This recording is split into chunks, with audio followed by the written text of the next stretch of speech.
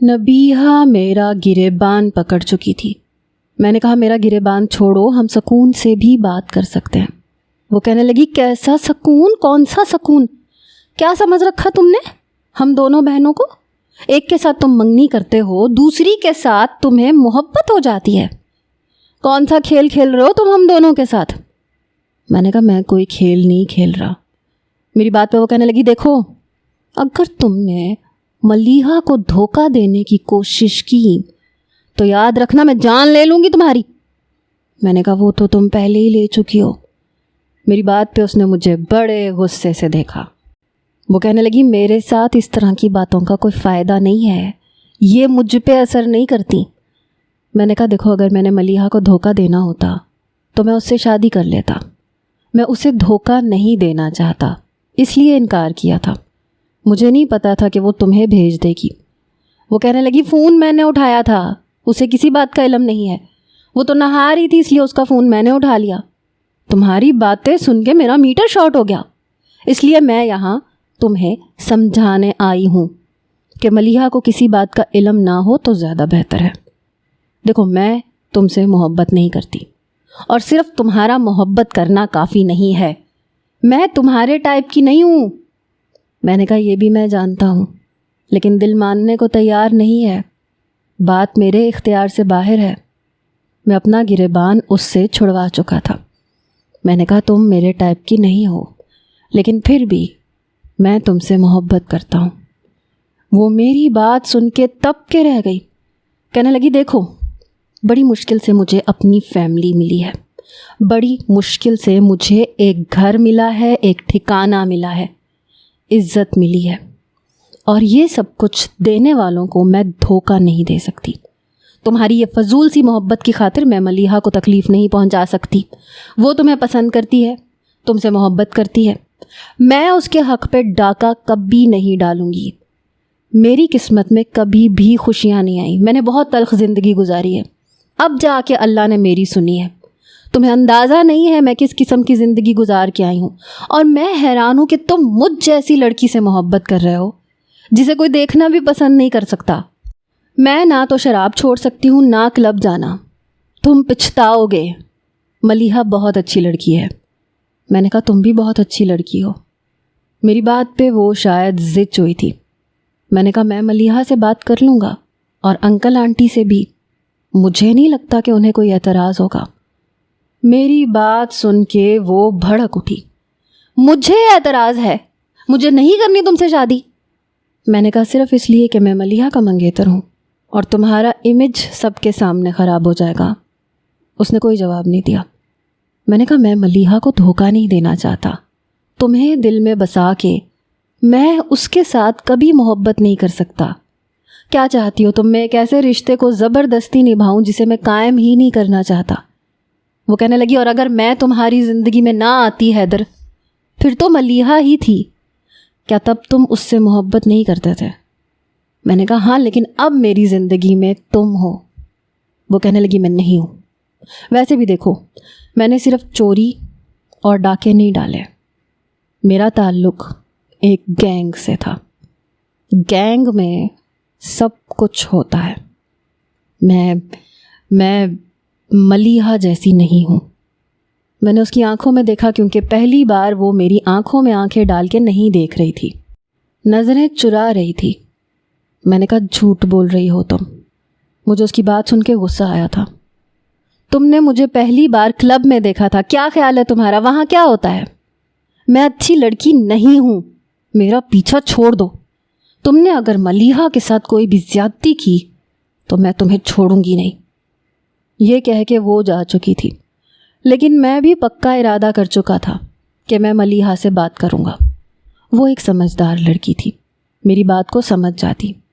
بہرحال اگلے روز میں اپنی والدہ سے بات کرنے کے بارے میں سوچ ہی رہا تھا کہ مجھے جواد کی کال آئی۔ وہ کہنے لگا یار جلدی کلب میں پہنچو، تمہیں کچھ دکھانا ہے۔ میں نے کہا ایسا بھی کیا دکھانا ہے؟ وہ کہنے لگا حیدر کلب پہنچو پلیز۔ وہ کافی پریشان لگ رہا تھا۔ میں جب کلب پہنچا تو جواد مجھے دروازے پہ ہی مل گیا۔ وہ کہنے لگا وہ تمہاری منگیتر کی بہن اندر کیا کر رہی ہے، جا کے دیکھو۔ کن لوگوں میں رشتہ کر لیا تم نے؟ میں جلدی سے اندر گیا. سامنے ڈانس ریمپ پہ نبیہا ایک نوجوان کے ساتھ ڈانس کر رہی تھی. ہاتھ میں گلاس شراب کا پکڑا ہوا تھا. میں اس کے پاس گیا, اسے اس لڑکے سے پیچھے کیا. میں نے کہا یہ کیا کر رہی ہو تم؟ وہ نشے میں چور تھی. کہنے لگی تم کون ہوتے ہو یہ پوچھنے والے؟ میری زندگی ہے, جو چاہوں کروں, پیچھے ہٹو. میں نے گلاس اس سے پکڑ کے زمین پہ پھینکا. سب لوگ مجھے دیکھ رہے تھے. میں نے اس کا بازو پکڑا, اسے زبردستی باہر لے کے آیا. جواد بھی وہیں پہ موجود تھا. میں نے کہا نبیہا آئندہ تم یہاں نہیں آؤ گی. وہ کہنے لگی کیوں نہیں آؤں گی؟ اپن آئے گا, اور جو میرے دل میں آئے گا اپن وہ ہی کرے گا. میں نے کہا میں تمہیں بہت شرافت سے سمجھا رہا ہوں. وہ کہنے لگی تم ہوتے کون ہو؟ بتاؤ مجھے, کون ہو تم؟ اپن نے ہمیشہ اپنی مرضی کی ہے اور آگے بھی کرے گی. میرا ہاتھ چھوڑو, ذوحان میرا ویٹ کر رہا ہے, مجھے اس کے پاس جانا ہے. آج کی رات کی ڈیل اسی سے ہوئی ہے. اس کی بات سن کے میرے اندر تو جیسے آگ لگ گئی. میں نے ایک زوردار تھپڑ اس کے منہ پہ مارا. یہ دیکھ کے جواد ضرور اپنی جگہ سے اچھل گیا تھا. میں نے کہا میری ہو تم, سمجھی؟ میری بات پہ اس نے مجھے جھنجھوڑ کے رکھ دیا. کہنے لگی تم ہوتے کون ہو مجھ پہ ہاتھ اٹھانے والے, مجھ پہ حق جمانے والے؟ میں ایک کال گرل ہوں, سمجھے؟ میں عزت کی زندگی نہیں جی سکتی. مجھ جیسی لڑکیوں کو کبھی ایک مرد سے تسلی نہیں ہوتی, سمجھے؟ آج کے بعد مجھ پہ ہاتھ نہیں اٹھانا اور نہ میری زندگی میں گھسنے کی کوشش کرنا. اب کٹ یہاں سے, ورنہ تماشا بنا کے رکھ دوں گی تیرا. یہ کہہ کے وہ کلب میں چلی گئی. مجھے اس کی باتیں سن کے افسوس ہوا تھا. میں غصے سے اپنی گاڑی میں بیٹھا, تیز اسپیڈ سے گاڑی آگے لے گیا. مگر کچھ دور جا کے ہی گاڑی بند ہو چکی تھی. شاید پیٹرول ختم ہو گیا تھا. میں گاڑی سے نیچے اترا. سوچا کہ جواد سے کہتا ہوں کہ مجھے گھر تک چھوڑ دے. جیسے ہی میں دوبارہ کلب پہنچا تو جواد اور نبیہا ابھی بھی وہیں موجود تھے. ان کی نظر مجھ پہ نہیں پڑی تھی. وہ رو رہی تھی اور جواد سے کہہ رہی تھی میری مدد کرنے کا بہت شکریہ. اور جواد کہہ رہا تھا مجھے یہ سمجھ نہیں آ رہا, حیدر اور تم, وہ تو تمہاری بہن کا منگیتر ہے نا؟ تمہارا دوست پاگل ہو گیا ہے, کہتا ہے اسے مجھ سے محبت ہے, مجھ جیسی لڑکی سے. میں اپنی بہن کا گھر برباد کرنے نہیں آئی. بہت عرصے بعد میں نے گھر کی خوشیاں دیکھی ہیں, ایک عزت کی زندگی دیکھی ہے, اور اس بے وقوف شخص کی وجہ سے میں سب کی نظروں میں گر جاؤں گی, اور میں یہ سب نہیں چاہتی. وہ نشے میں نہیں تھی, اس کا مطلب یہ سب ڈرامہ تھا. اور جواد نے مجھے نبیہا کے کہنے پہ فون کیا تھا. میں وہیں سے واپس لوٹ گیا. میں ٹیکسی سے گھر پہنچا. وہ یہ سب اس لیے کر رہی تھی کہ اسے یہ لگتا تھا کہ اگر میں نے ملیحہ کو چھوڑ دیا تو اس کے گھر والے اسے چھوڑ دیں گے. حالانکہ ایسا تھا نہیں. اگلے روز میں نے نبیہا کو فون کیا. میں نے کہا اگر تم چاہتی ہو کہ میں ملیحہ سے شادی کر لوں تو مجھے اسی ہوٹل کے کمرہ نمبر 4 میں آ کے ملو. مجھے تم سے بات کرنی ہے, ورنہ آج میں گھر آؤں گا اور شادی سے انکار کر کے چلا جاؤں گا. یہ کہہ کے میں نے فون بند کر دیا. میں وقت مقررہ پر کمرہ بک کروا کر کمرے میں ہی موجود تھا. جب وہ کمرے میں آئی مجھے غصے اور تعصب سے دیکھ رہی تھی. کہنے لگی کیا بات کرنی ہے, جلدی بتاؤ, ویسے بھی آج مجھے روحان نے بلایا ہے, مجھے اس کے پاس بھی جانا ہے. میں جانتا تھا جھوٹ بول رہی ہے. میں نے کہا اتنی بھی کیا جلدی ہے. یہ کہہ کے میں نے کمرے کا دروازہ بند کر کے لاک کیا. وہ یہ دیکھ کے حیران ہوئی. کہنے لگی دروازہ کیوں بند کیا ہے؟ میں نے کہا کتنے پیسے لیے تم نے روحان سے؟ 10,000 20,000. میں تمہیں اس سے ڈبل دینے کو تیار ہوں. چلو آ جاؤ, آج کی رات ہم ساتھ گزارتے ہیں. یہ سن کے اس کا چہرہ تمتمایا. وہ چلا کے کہنے لگی حیدر. میں نے کہا کیا ہوا؟ پیسے کم نہیں دوں گا میں. چلو بلینک چیک دے دیتا ہوں, پیسے تم اپنی مرضی سے فل کر لینا. کم آن. یہ کہتے ہوئے میں اس کے قریب ہوا. اس سے پہلے کہ وہ تھپڑ مارتی میں نے اس کی کلائی پکڑ کے اس کی یہ کوشش ناکام کر دی. थप्पड़ मारने की इजाज़त नहीं दूंगा तुम्हें। कॉल गर्ल हो ना तुम, मैं तुम्हें रोहान से ज़्यादा पैसे देने को तैयार हूँ। फिर मसला क्या है, नखरे क्यों दिखा रही हो? वो कहने लगी, तुम निहायत घटिया इंसान हो, मैं तुम्हें छोड़ूंगी नहीं। मैंने कहा, ये बताओ शराब कौन सी मंगवाऊँ, आज मिलके पियेंगे। उसे अपने साथ मैं बेड तक ले आया। वो कहने लगी, हैदर मेरा हाथ छोड़ो। मैंने कहा, नहीं, बिकाऊ हो ना तुम, तुम्हारी कीमत दे रहा हूँ ना मैं, तो ड्रामे क्यों कर रही हो? ये कहते हुए मैंने उसे बेड पे धक्का दिया। उसने साइड टेबल से गुलदान उठा लिया। कहने लगी, एक कदम भी अगर तुमने आगे बढ़ाया ना, सर फाड़ दूंगी तुम्हारा। मैंने कहा, आज तुम जो मर्जी कर लो, आज नहीं बख्शूंगा तुम्हें। पैसे भी देने हैं और पूरे पूरे पैसे वसूलूंगा भी तुमसे। ये कह के मैंने अपनी शर्ट के बटन खोलने शुरू किए। वो कहने लगी, मैं सच में गुलदान मार दूंगी। मैंने कहा, तुम नहीं मार सकती, मुझे पता है। वो मेरे सामने खड़ी हो गई, अपनी आंखें ज़ोर से बंद कर लीं और गुलदान पूरी कुव्वत से मेरी तरफ बढ़ाया, लेकिन हाथ रुक चुका था, नहीं मार पाई। फिर रोने लगी, गुलदान ज़मीन पे फेंक दिया। दोनों हाथों से चेहरा छुपा के फूट फूट के रोने लगी। वो बेड पे बैठ गई। मैंने अपनी शर्ट के बटन बंद किए, उसके बराबर में बैठ गया। जो लड़की क्लब में डांस रैंप पे जवाद के छूने पे, ज़रा सी ज़बरदस्ती करने पे, उसे पेट पे बैठ के दुम्बा बनाने का फ़न जानती हो, वो कॉल गर्ल नहीं हो सकती नबिया। कब तक मुझसे और अपने आप से झूठ बोलती रहोगी? मोहब्बत तुम भी मुझसे करती हो, वरना अभी तक मेरा सर फाड़ चुकी होती। वो अभी भी मुंह छुपाए रोए जा रही थी। रोते हुए कहने लगी, मैं तुमसे मोहब्बत नहीं करती, मैं तुमसे शादी नहीं कर सकती। खुदा के लिए हैदर, मुझे किसी आजमाइश में मत डालो, मुझसे मेरी खुशियाँ मत छीनो। मैंने हमेशा कुर्बानियाँ दी हैं। मैं चोर नहीं बनना चाहती थी, लेकिन किस्मत ने बना दिया। जिस जुर्म की दुनिया में मैंने परवरिश पाई है, वहाँ किस तरह से मैं अपनी इज्जत बचाती आई हूँ, ये मैं जानती हूँ। मेरी किस्मत मलिया जैसी नहीं है कि जिस चीज़ की ख्वाहिश करूँ वो मिल जाए। मैं बदकिस्मत हूँ। बहुत अरसे बाद मुझे चंद रिश्ते मिले हैं और मैं उनके साथ खुदगर्जी नहीं दिखा सकती। मैं बहादुर लड़की नहीं हूँ हैदर, मैं बहुत डरपोक हूँ। रिश्तों के छिन जाने का डर लग रहा है। मैंने कहा, मलिहा से मैं खुद बात कर लूँगा, मैं सबको समझा लूँगा, तुम मुझ पे भरोसा तो करो। मेरी बात पे उसने मुझे देखा।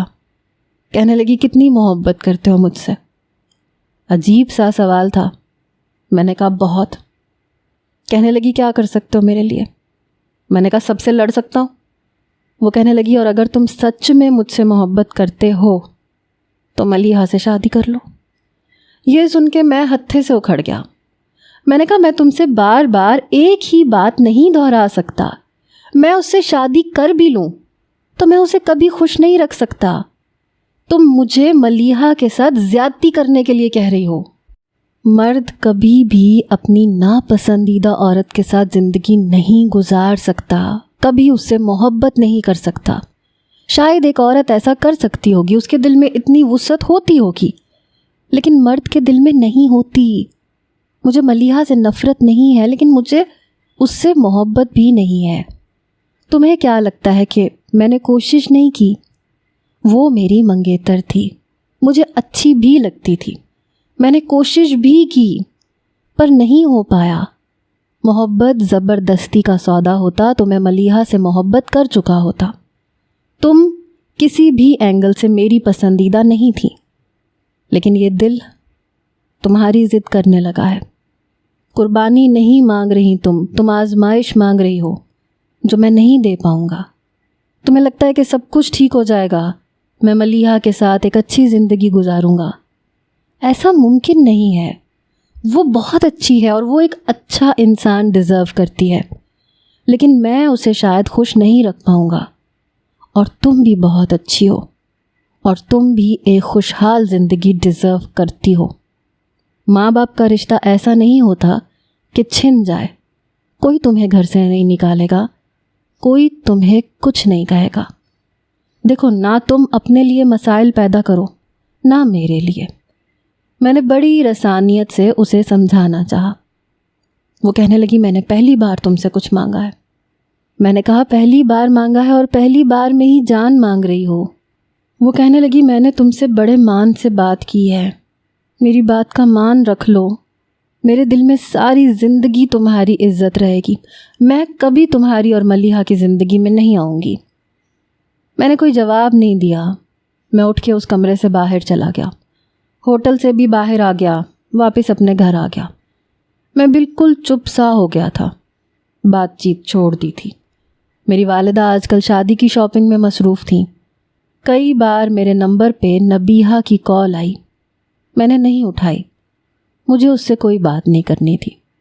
بار بار دل میں یہ خیال آتا تھا کہ ملیحہ کے ساتھ کیسے زندگی گزاروں گا، یہ اس کے ساتھ زیادتی ہوگی، میں اسے محبت دے ہی نہیں سکتا تھا، یہ میرے بس میں ہی نہیں تھا۔ کبھی کبھی یہ بھی خیال آتا کہ چہرہ تو ایک جیسا ہے، کوئی بھی تو فرق نہیں ہے، ملیحہ کو نبیہہ سمجھ لوں تو شاید رشتہ نبھانا تھوڑا سا آسان ہو جائے، لیکن شاید ایسا نہیں ہوتا۔ ملیحہ ملیحہ تھی اور نبیہہ نبیہہ، دونوں بہت مختلف تھیں۔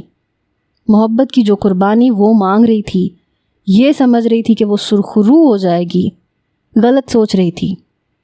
شادی کے فنکشن شروع ہو چکے تھے، مہندی کی رسم کے بعد ایک دن کا گیپ تھا اور پھر شادی کا فنکشن تھا۔ مہندی والے دن میرے چہرے پہ ذرا بھی مسکراہٹ نہیں تھی۔ میں خوشی نہیں تھا تو مسکراہٹ کیسے ہو سکتی تھی؟ بہرحال میں اپنی والدہ اور مہمانوں کے ساتھ ملیحہ کے گھر پہنچا۔ ایک سالی کی حیثیت سے میرا استقبال نبیہہ نے ہی کیا تھا۔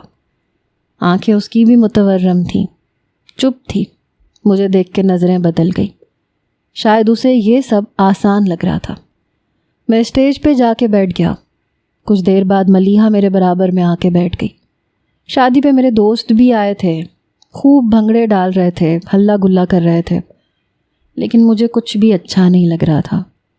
بڑی خاموشی سے رسم ادا ہونے لگی۔ نبیہہ بھی آئی، میرے ہاتھ پہ مہندی لگائی، مٹھائی بھی کھلائی، لیکن پھر وہاں سے چلی گئی۔ ہماری تصاویر بھی بنی، لیکن دل کسی پتھر کی طرح سے بن چکا تھا۔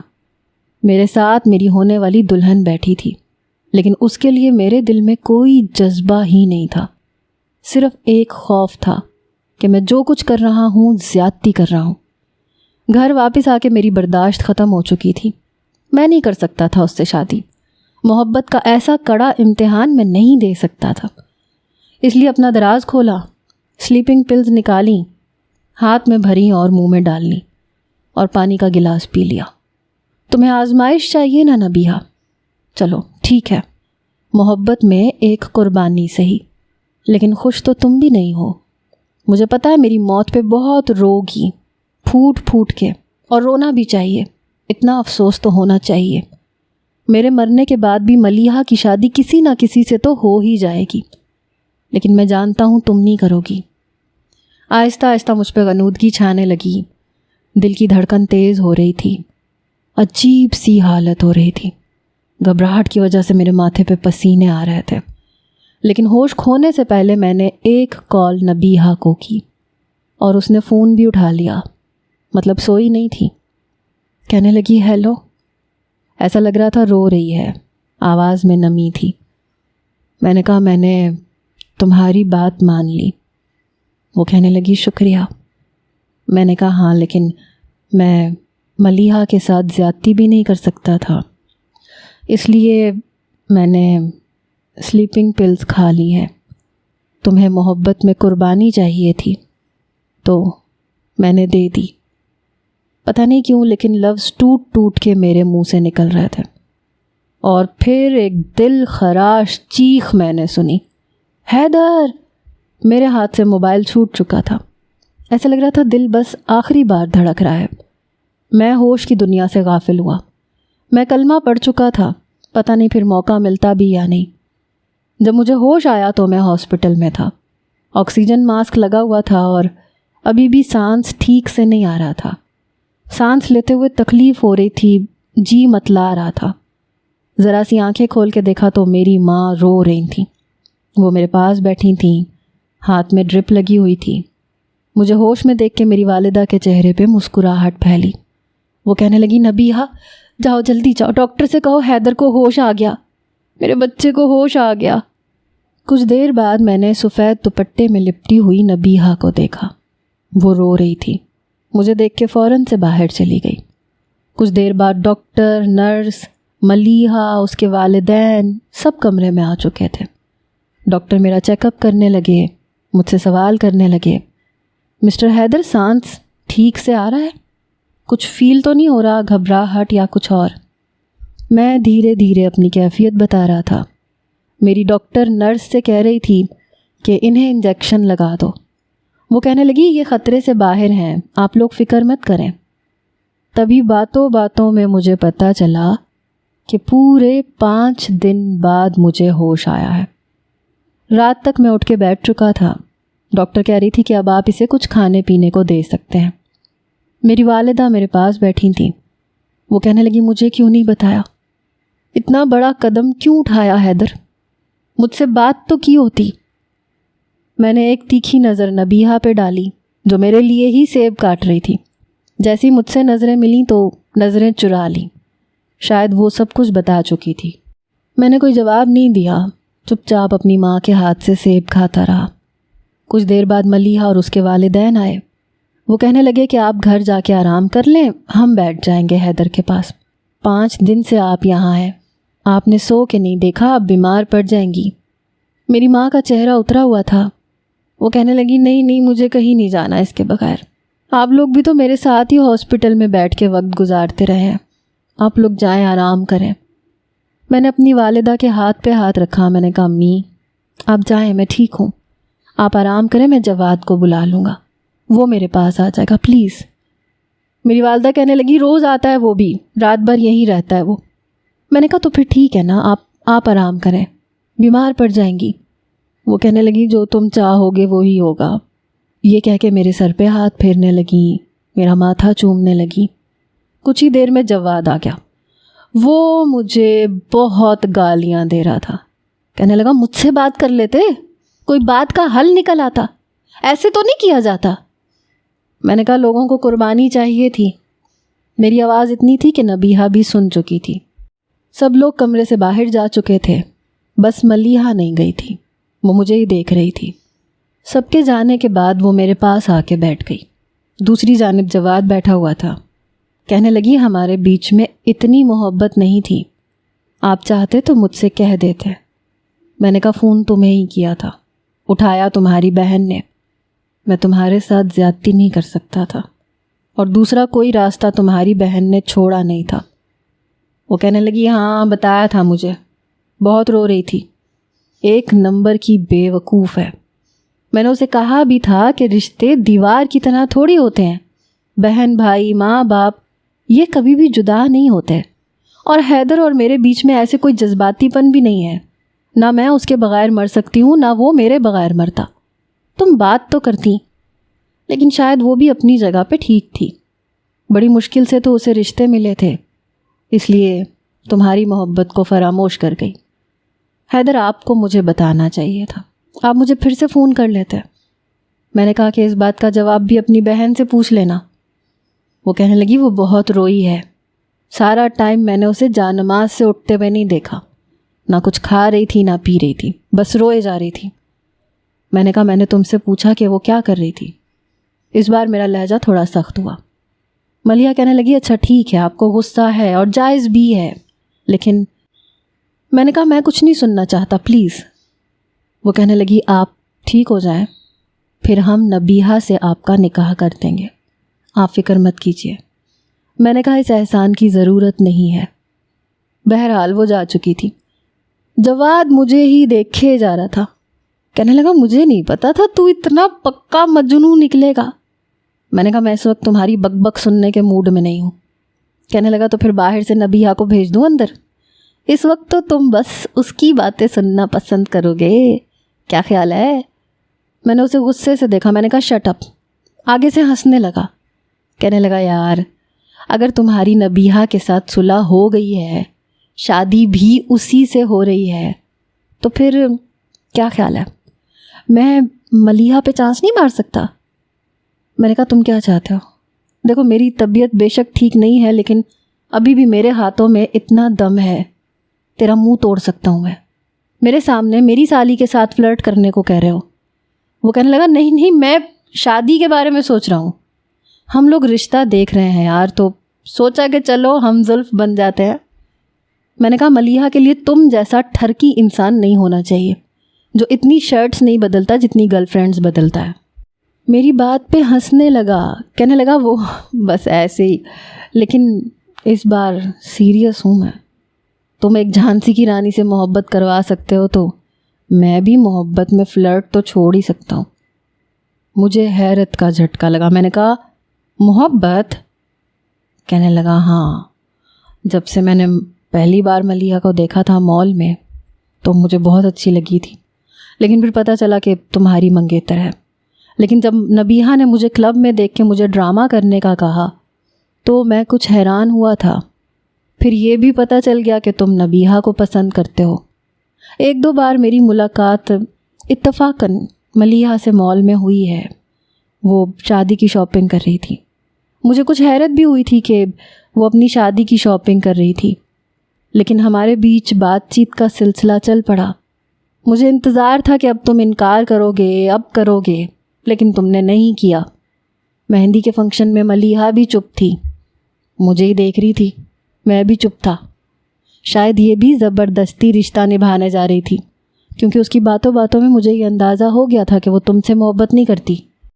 پھر تمہاری خودکشی کی خبر، اس پہ نبیہہ کا روتے ہوئے سب کچھ بتانا۔ ان 5 دنوں میں ملیحہ سے میں دبے لفظوں میں محبت کا اظہار کر چکا ہوں، اور مجھے رسپانس بھی اچھا ملا ہے۔ میں اسے حیرت سے دیکھ رہا تھا، یعنی کہ تم نے یہ موقع بھی ہاتھ سے نہیں جانے دیا۔ میں زندگی موت کی جنگ لڑ رہا تھا اور تم اپنا چانس پکا کر رہے تھے۔ میں نے تعصب سے جواد کو دیکھا تھا جو ہنس رہا تھا، کہنے لگا ارے یار تمہاری نبیہہ تھی نا تمہارے لیے دعائیں کرنے والی، دیکھ لو رو رو کے تمہیں مانگ ہی لیا نا۔ بہرحال 15 دن تک میری طبیعت کافی حد تک ٹھیک ہو چکی تھی اور ملیحہ کا رشتہ جواد سے طے ہو گیا تھا۔ کئی بار میرے نمبر پہ نبیہہ کی کال آئی لیکن میں نے نہیں اٹھائی، مجھے اس پہ بہت غصہ تھا۔ بہرحال 1 مہینے بعد میں اور جواد ایک ہی دن بارات لے کے پہنچے تھے۔ نکاح کے بعد جب رخصتی کا وقت آیا تو دونوں روسی لباس پہنے ہوئی تھیں، ایک جیسا میک اپ، اور وہاں کھڑی ملیحہ کی دوستیں کہنے لگیں کہ اپنی اپنی دلہنیں پہچانے۔ جواد تو سر کھجانے لگ گیا، مجھ سے کہنے لگا یہ اچھا مذاق ہے، مجھے تو بالکل سمجھ میں نہیں آ رہی میری والی کون سی ہے۔ میں نے بس ایک نظر دونوں پہ ڈالی، نبیہہ کی آنکھیں دیکھ کے ہی اس کے پاس جا کے اس کا ہاتھ پکڑ لیا تھا۔ سب تالیاں اور سیٹیاں بجانے لگے۔ میرے لیے مشکل نہیں تھا، میں اسے ہزاروں میں پہچان سکتا تھا۔ اس کا ہاتھ اس وقت برف کی مانند سرد تھا۔ رخصتی بھی ہو چکی تھی، وہ میرے کمرے میں بیٹھی تھی۔ میری والدہ مجھے منہ دکھائی کے کنگن دے رہی تھیں کہ یہ نبیہہ کو پہنا دینا۔ میں کمرے میں گیا تو وہ بالکل سمٹ کے بیٹھی ہوئی تھی۔ میں نے دروازہ بند کیا، اس کے پاس آیا، اس کی گود میں منہ دکھائی کے کنگن رکھ دیے۔ میں نے کہا چینج کرنا چاہو تو کر سکتی ہو۔ میری بات پہ اس نے برجستہ مجھے دیکھا۔ شاید مجھ سے ایسے روکھے رویے کی توقع نہیں تھی، مگر بولی کچھ نہیں۔ میں نے کہا میری جان بچ جانے کا افسوس ہو رہا ہوگا ہے نا؟ میں اسے تپانا چاہتا تھا، اور جس طرح وہ غصے سے مجھے دیکھ رہی تھی یقیناً تپ چکی تھی۔ میری بیوی بن کے بہت تکلیف ہو رہی ہوگی تمہیں، کیونکہ تمہارے ماں باپ سے، تمہاری بہن سے میں نے تمہیں جدا کر دیا، اور مجھ سے شادی کرنے پہ تمہاری بہن تم سے نفرت کرنے لگ گئی ہوگی۔ میری محبت میں اس نے جان دے دی ہوگی ہے نا؟ کرواہٹ تو میرے اندر بھی بھری ہوئی تھی۔ آج کی رات تو ویسے بھی تم سوگ منانے کے موڈ میں ہوگی، میں تمہیں روکوں گا نہیں، چاہو تو صوفے پہ سو سکتی ہو، کیونکہ مجھے تو صوفے پہ سونے کا کوئی تجربہ نہیں ہے۔ یہ کہہ کے میں نے الماری میں سے اپنا نائٹ سوٹ نکالا، کپڑے تبدیل کر کے باہر آ گیا۔ وہ ڈریسنگ کے سامنے اپنے زیورات اتار رہی تھی۔ مجھے لگا تھا کہ مجھ سے سوری کہے گی، کہے گی کہ حیدر میں تم سے بہت محبت کرتی ہوں، لیکن نہیں، وہ کھڑی زیور اتار رہی تھی۔ یہ دیکھ کے تو مجھے آگ سی لگ گئی کہ اب بھی میں اپنا غصہ نہ نکالتا۔ کوئی بات نہیں، ایسے تو ایسے ہی صحیح۔ میں نے تکیہ درست کیا اور لیٹ گیا۔ اپنے کپڑے لے کے وہ واش روم میں چلی گئی، دوڑ سے دروازہ بند کیا۔ میں نے کہا او آرام سے، ٹوٹ جائے گا دروازہ۔ یہ سن کے اس نے واش روم کا دروازہ پھر سے کھولا اور پہلے سے زیادہ زور سے بند کیا۔ بھلائی کا زمانہ ہی نہیں ہے، بجائے معذرت کرنے کے، بجائے مجھے منانے کے، اکڑ دکھا رہی ہے۔ کوئی بات نہیں، اس بار حیدر بھی پہل نہیں کرے گا، پہل تو نبیہہ تمہیں ہی کرنی پڑے گی۔ مگر جب وہ واش روم سے باہر آئی تو اسے دیکھ کے میرے ہوش اڑ کے رہ گئے۔ بلیک کلر کی بے باک سی نائٹی میں تھی، پاگل کر دینے والے حلیے میں آ کے میرے پاس بیڈ پہ لیٹ گئی۔ مجھے اپنے رویے پہ افسوس ہونے لگا، شاید میں نے اپنے پاؤں پہ خود ہی کلہاڑی مار لی تھی۔ اسے دیکھ کے کیا کچھ نہیں ہو رہا تھا، دل قابو سے باہر تھا، لیکن پھر وہی مرد کی انا۔ میں نے کہا انسان معافی بھی مانگ سکتا ہے، کوئی حرج نہیں ہوتا اس میں۔ میرا یہ حال تھا کہ بس وہ ایک اشارہ دے اور میں، مگر نو رسپانس۔ میں دیواروں سے باتیں نہیں کر رہا ہوں، تم سے کہہ رہا ہوں۔ کہنے لگی اچھا ہوتا میں کسی کو بتاتی ہی نہیں کہ تم نے زہر کھایا ہے، نہ میں تمہارے لیے اتنی دعائیں کرتی۔ جب سے ہوش میں آئے ہو تانے دیے جا رہے ہو، اس سے بہتر تھا مر جاتے۔ بڑے غصے سے بول رہی تھی، رخ اس نے دوسری جانب موڑ رکھا تھا۔